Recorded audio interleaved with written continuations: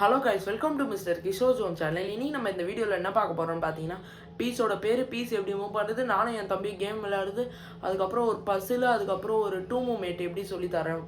வாங்க ஃப்ரெண்ட்ஸ் பார்க்கலாம். வீடியோக்குள்ளே பார்த்துக்கு முன்னாடி சப்ஸ்கிரைப் பண்ணாதான் சப்ஸ்கிரைப் பண்ணுங்கள், லைக் பண்ணாதான் லைக் பண்ணுங்கள், கமெண்ட் பண்ணி ஷேர் பண்ணுங்கள். அப்போ தான் நாங்கள் போகிறதுக்கு ஒரு வீடியோக்கும் மோட்டிவேஷனாக இருக்கும். சப்ஸ்கிரைப் பட்டன் பக்கத்தில் பெல் ஐக்கான ஒரு பட்டன் இருக்கும், அதை அழுத்தி ஆளுன்னு கொடுத்துக்கோங்க. அப்போ தான் நாங்கள் போகிற ஒரு வீடியோ உங்களுக்கு கரெக்டான நோட்டிஃபிகேஷனில் வரும். இப்போ வாங்க ஃப்ரெண்ட்ஸ் வீடியோக்குள்ளே போகலாம். ஃப்ரெண்ட்ஸ், பீஸோட பேர்லாம் பார்க்கலாம். நம்ம ஃபஸ்ட்டு பார்க்க போகிற பீஸோட பேர் வந்து பான் ஃப்ரெண்ட்ஸ். இதோட பேர் வந்து பான். இந்த பீஸோட பேர் வந்து பானு. அதுக்கு அடுத்தோட இருக்கிற பீஸ் பேர் வந்து ரூக்கு. இந்த பீஸோட பேர் வந்து ரூக்கு. இந்த பீஸ் பேர் என்னதுன்னு பார்த்தீங்கன்னா நைட். இந்த பீஸோட பேர் வந்து பிஷப்பு. இந்த பீஸோட பேர் வந்து குயினு. இதோட பேர் வந்து கிங்கு. இப்போ உங்களுக்கு இதோட பேர்லாம் தெரிஞ்சிருக்கோன்னு நினைக்கிறேன். இன்னொரு வாட்டியும் சொல்கிறேன். இதோட பேர் pawn, rook, knight, bishop, queen, king. இப்போ இதோட பேர்லாம் உங்களுக்கு தெரிஞ்சாச்சு. இப்போ இது எப்படி மூவ் ஆகும், எப்படி விளையாடணும், அதெல்லாம் அடுத்தடுத்த இதுவில் சொல்லித்தரேன். இப்போ வாங்க ஃப்ரெண்ட்ஸ் எப்படி மூவ் ஆகும்னு பார்க்கலாம். ஃபஸ்ட்டு பார்க்க போகிற பீஸோட பேர் வந்து எப்படி மூவ் ஆகும்னு பார்த்தீங்கன்னா, நம்ம ஃபஸ்ட்டு பார்க்க போகிற பீஸ் வந்து பான். இந்த பான் எப்படி மூவ் ஆகும்னு பார்த்தீங்கன்னா, ஃபஸ்ட்டு வந்து இந்த பான் எப்படி மூவ் ஆகும்னா 2 ஸ்டெப்ஸும் போகும், 1 ஸ்டெப்பும் போகும்.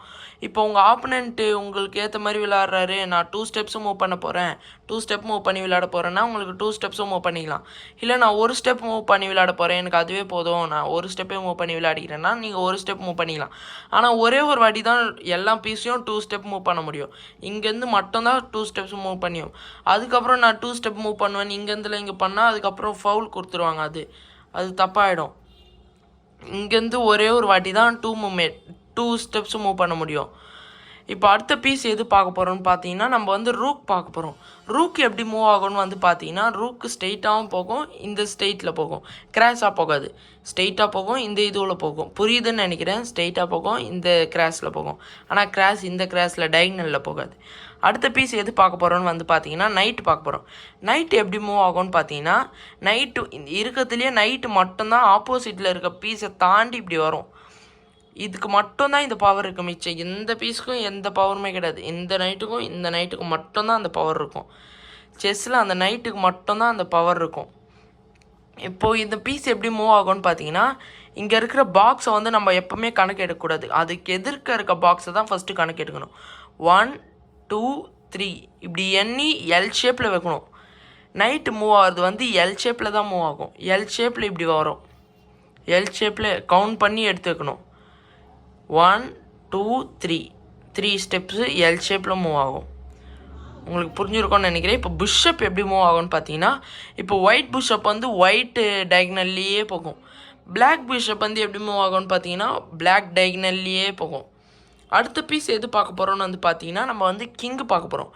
கிங்கு எப்படி மூவ் ஆகும்னு பார்த்தீங்கன்னா வந்து, கிங்கு ஆப்போசிட், கிங்கு எப்படி வேணாலும் போகும், ஆனால் ஒரே ஒரு ஸ்டெப் தான் மூவ் ஆகும். எந்த சைடு வேணாலும் போகும், ஆனால் ஒரே ஒரு ஸ்டெப்பு தான். ஆனால் ஆப்போசிட்டில் எந்த பீஸ் இருந்தாலும் அது தாண்டிலாம் போகாது. தாண்டிலாம் போக முடியாது. அதால் தாண்டி போகும்போது அது வந்து ஆப்போசிட்டில் இந்த பீஸ் இருக்குது, பீஸ் ஆப்பனண்ட்டோட பீஸ் வந்து இருக்குது, நான் கேப்சர் பண்ண போயிடுச்சு, அங்கே வைக்க போகிறீங்கன்னா கேப்சர் பண்ணி அந்த ஒரு ஸ்டெப்பில் அங்கே வச்சுக்கலாம். அந்த மாதிரி தான் ஒரு ஸ்டெப் மூவ் பண்ண முடியும் ஆப்போசிட்டில் பீஸு ஆப்பனன்ட் இருந்ததுன்னா. அடுத்த பீஸ் வந்து நம்ம நைட் பார்க்க போகிறோம். Sorry friends, sorry. அடுத்த பீஸ் வந்து குயின் பார்க்க போகிறோம். குயின் எப்படி மூவ் ஆகும்னு வந்து பார்த்தீங்கன்னா, குயின் வந்து எந்த சைடு வேணாலும் போகும். இது ராஜா மாதிரியே தான், ஆனால் எத்தனை ஸ்டெப் வேணாலும் குயின் போகும். ஆனால் ராஜா அந்த மாதிரி போக முடியாது. இது குயினே அதே தான். இப்போ குயின் வந்து இந்த பீஸ் ஆப்போசிட்டில் இருந்தால் இதால் ஜம்ப்லாம் பண்ணி போக முடியாது. இதால் வந்து இதை கேப்சர் பண்ணி இங்கே வேணால் வைக்க முடியும். ஆனால் ஜம்ப்லாம் பண்ணி போக முடியாது, இப்படிலாம் தாவிலாம் போக முடியாது. உங்களுக்கு புரிஞ்சிருக்கும்னு நினைக்கிறேன். இப்போ நானும் என் தம்பியை விளையாடுற கேம் பார்ப்பீங்க. வாங்க ஃப்ரெண்ட்ஸ், நானும் என் தம்பியை விளையாடுற கேம் பார்க்குறேன். என் தம்பி உங்களுக்கு எல்லாருக்கும் தெரிஞ்சிருக்கும்னு நினைக்கிறேன். போன வீடியோலேயே பார்த்துருப்பீங்க நானும் என் தம்பியை கேம் விளையாடுனது. நீங்கள் இன்னும் அந்த வீடியோ பார்க்கலீங்கன்னா நான் டிஸ்கிரிப்ஷனில் கொடுக்குறேன், போயிட்டு பாருங்கள்.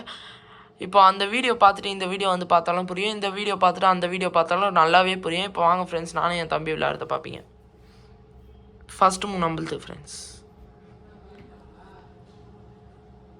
பிஷப் மூவ் பண்ணலாம், நல்லா தான் விளையாடுறான். கேப்சர் பண்ணிக்கலாம்.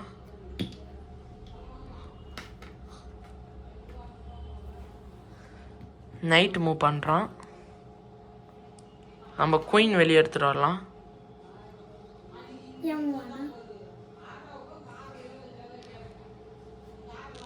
கேப்சர் பண்ணிக்கலாம்.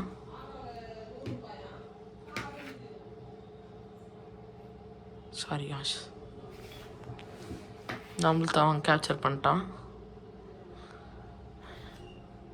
இப்போ அவனுக்கு செக்கு கொடுக்கலாம். செக்கு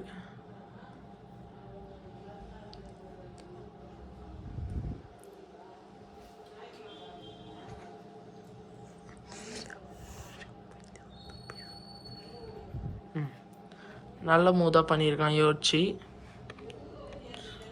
ஆனால் நம்ம கிட்ட விளையாட வந்துட்டான். அவன் கேப்சர் பண்ணிக்கலாம்.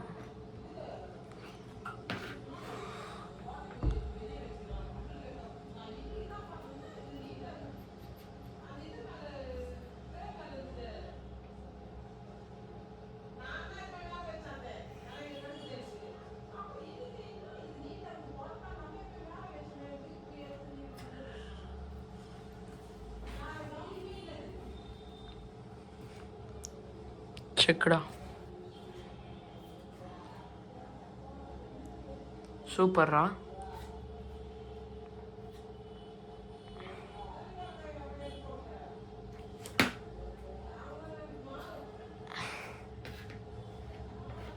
செக்கா உண்டா?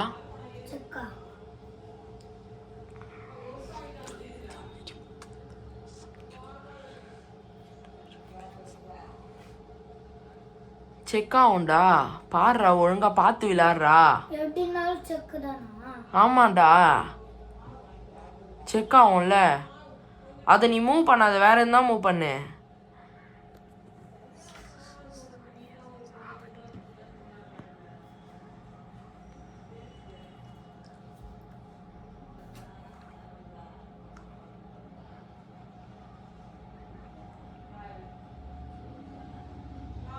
அவனோட புஷ்அப் கேப்சர் பண்ணிக்கலாம். அவனோட இது பான் கேப்சர் பண்ணிக்கலாம் புஷ்அப் ஆயிடுச்சு.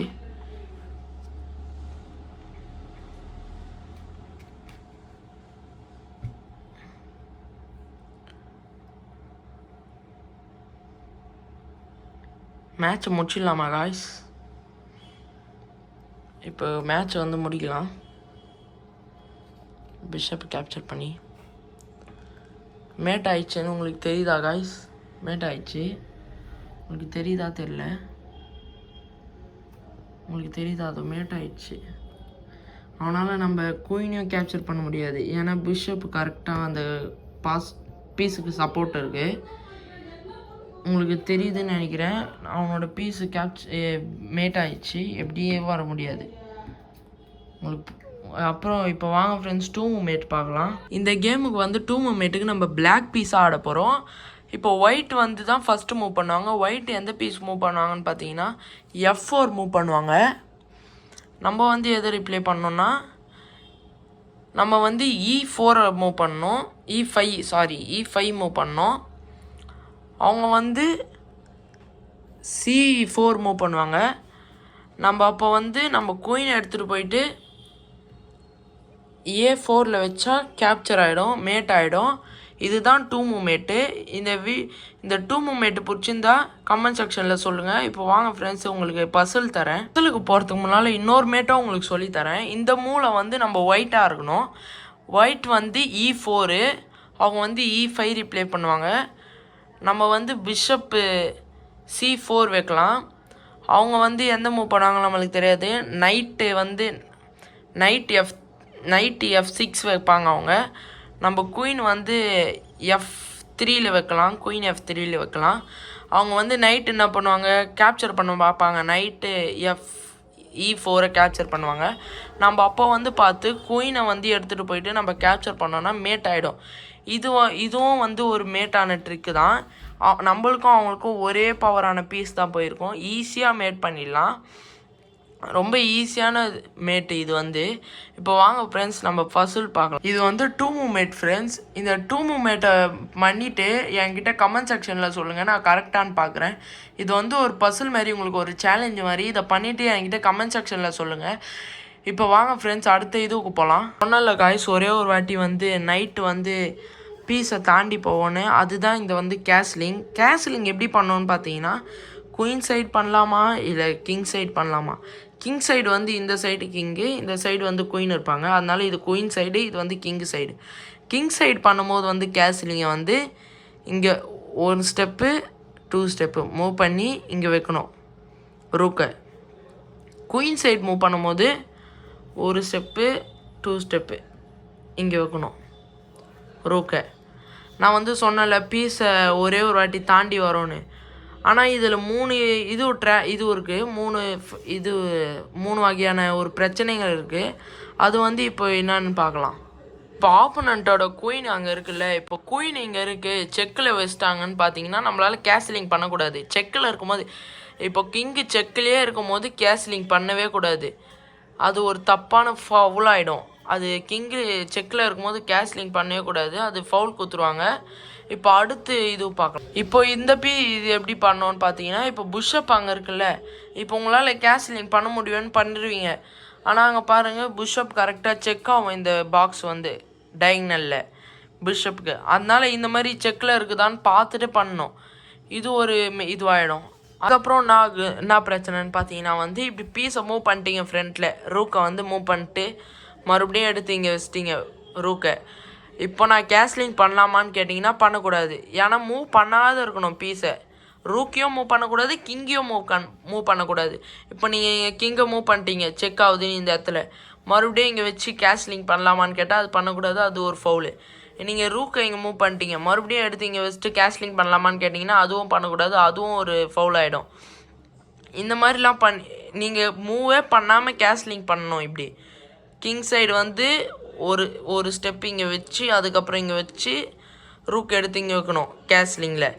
குயின் சைடில் வந்து 1 ஸ்டெப்பு 2 ஸ்டெப்பு வச்சு இங்கே தூக்கி ரூக்கை வைக்கணும். உங்களுக்கு புரியும்னு நினைக்கிறேன், உங்களுக்கு புரிஞ்சிருக்கும்னு நினைக்கிறேன். இந்த வீடியோ பிடிச்சிருந்தா லைக் பண்ணுங்கள், கமெண்ட் பண்ணுங்கள், ஷேர் பண்ணுங்கள், சப்ஸ்கிரைப் பண்ணுங்கள். சப்ஸ்கிரைப் பட்டன் பக்கத்தில் பெல் ஐக்கானும் ஒரு பட்டன் இருக்கும், அதை அழுத்தி ஆல்னு கொடுத்துக்கோங்க. அப்போ தான் நான் ஒவ்வொரு வீடியோ உங்களுக்கு கரெக்டான நோட்டிஃபிகேஷன் வரும்.